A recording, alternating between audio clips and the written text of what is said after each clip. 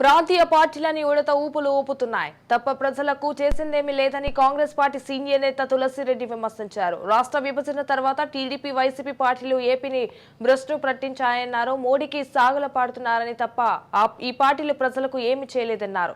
ఏపీకి ప్రత్యేక హోదా, స్టీల్ ప్లాంట్, విభజన హక్కులు సాధించి రాష్ట్రాన్ని పునర్నిర్మించాలంటే ఒక్క కాంగ్రెస్ పార్టీతోనే సాధ్యమని అంటున్న తులసిరెడ్డితో మా correspondent Sai Prasad face to face. శంఖారావం నిర్వహిస్తోంది.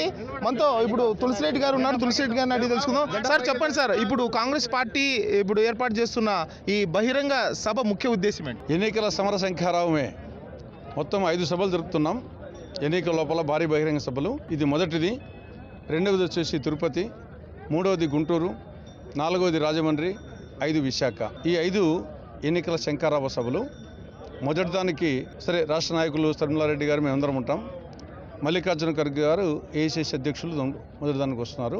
మిగతా 4ంటికి ఒకదానికి రేవంత్ రెడ్డి గారు తెలంగాణ ముఖ్యమంత్రి, ఒకదానికి సిద్ధరామయ్య గారు కర్ణాటక ముఖ్యమంత్రి, ఒకదానికి ప్రియాంక గాంధీ గారు, ఒకదానికి రాహుల్ గాంధీ గారు వస్తారు. మొత్తం 5 భారీ బహిరంగ సభలు. ఇంకా మిగతా మామూలు కార్యక్రమాలు, అనేక కార్యక్రమాలు నడుస్తూ ఉంటాయి. సార్, అనంతపురం నుంచే ఈ ఎన్నికల శంఖారావాన్ని స్టార్ట్ చేయడానికి గల కారణం ఏమని స్పెషల్గా అచ్చొచ్చింది మాకు. కాంగ్రెస్ పార్టీకి అచ్చొచ్చిన జిల్లా అనంతపురం జిల్లా. ఈవెన్ మొదటి ఆల్మంటి కూడా. కాబట్టి ఆ సెంటిమెంట్. ఇప్పుడు సమైక్యాంధ్ర ఉద్యమం జరిపినప్పుడు అంటే రాష్ట్రం విడిపోకూడదని అనంతపురం నుంచి ఎక్కువగా ఉద్యమం బాగా గట్టిగా జరిగింది. ఈ నేపథ్యంలో ఇప్పుడు కాంగ్రెస్ పార్టీ పట్ల ప్రజల్లో నమ్మకం ఏ విధంగా కలిగించాలని అయిపోయింది కదా. రాష్ట్ర విభజన జరిగి 10 ఏళ్ళు అయిపోయింది. శ్మశాన వైరాగ్యము, ప్రసూతి వైరాగ్యం ఎన్నాళ్ళు ఉంటుంది? పొద్దసం ఉంటుందా? ఇప్పుడు ప్రజలు దాని గురించి ఆలోచించడం లేదు. విభజన చట్టంలోని అంశాలను ఎవరు అమలు చేయగలరు, ప్రత్యేక హోదా ఎవరు అమలు చేయగలరు అనేది ఆలోచిస్తున్నారు. ఇంకా అది ఇర్రిపేరబుల్ అయిపోయింది. ఇంకా దాన్ని పట్టుకొని విఘ్నులు ఎప్పుడు ఊగులాడరు. ఇంకా జరగబోయే దాని గురించి ఆలోచిస్తారు. కాబట్టి ఇప్పుడు ప్రత్యేక హోదా ఏ పార్టీ ఇవ్వగలదు? రాయలసీమకు, ఉత్తరాంధ్రకు స్పెషల్ డెవలప్మెంట్ ప్యాకేజ్ ఎవరు ఇవ్వగలరు? కడప జిల్లాలో స్టీల్ ప్లాంట్ ఎవరు పెట్టగలరు? పోలవరం ఎవరు పూర్తి చేయగలరు? రాష్ట్రాన్ని ఎవరు చేయగలరు అని ఆ కోణంలో ఆలోచిస్తున్నారు.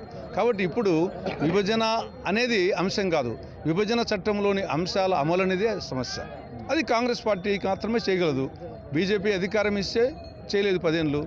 టీడీపీకి, వైకాపాకు వాళ్ళకి 5 ఏళ్ళు, వీళ్ళకి 5 ఏళ్ళు. వాళ్ళకి ఇచ్చే శక్తి లేదు, తెచ్చే శక్తి లేదు. ఈ ప్రాంతీయ పార్టీలు ఉడత ఊపులు పైన చింత చెట్టు మీద ఎక్కువ ఊగుతూ ఉంటుంది. ఉడత చింతకాయలు ఏమి రాలవు, అది ఊగుతూ ఉంటుంది. ఈ తెలుగుదేశము, జనసేన, వైకాపా ఈ ఉడత ఊపులే వెళ్ళాయి.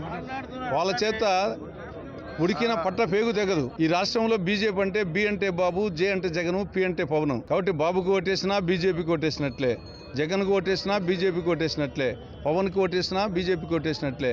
బీజేపీకి ఓటేయడం అంటే మనం పెడితే మనం కొట్టుకోవడమే, అంతకన్నా ఏం లేదు ఇంకా. కాబట్టి ఇక్కడ రాష్ట్రంలో బీజేపీ చేతిలో బానిస పార్టీలు ఇవి, కబాలీ పార్టీలు ఇవి, కీలు బొమ్మలు. బీజేపీ చేతిలో జగన్ రెడ్డి ఏమో భజన్ రెడ్డి, చంద్రబాబు నాయుడు ఏమో చక్క భజన్ నాయుడు, పవన్ కళ్యాణ్ ఏమో భజన్ కళ్యాణ్. వాళ్ళకి వేసినా ఒకటే, ఊరికిన్నా ఒకటే, నోటాకి వేసినా ఒకటే. ముఖ్యంగా ఈ సభ ద్వారా మీరు ప్రజలకు ఏం చెప్పాలనుకుంటున్నారు సార్? ఏమైనా ఎన్నికల మేనిఫెస్టో ఏమన్నా రిలీజ్ చేశారు? ఒకటి, కేంద్ర ప్రభుత్వ వైఫల్యాలని చెప్పడం.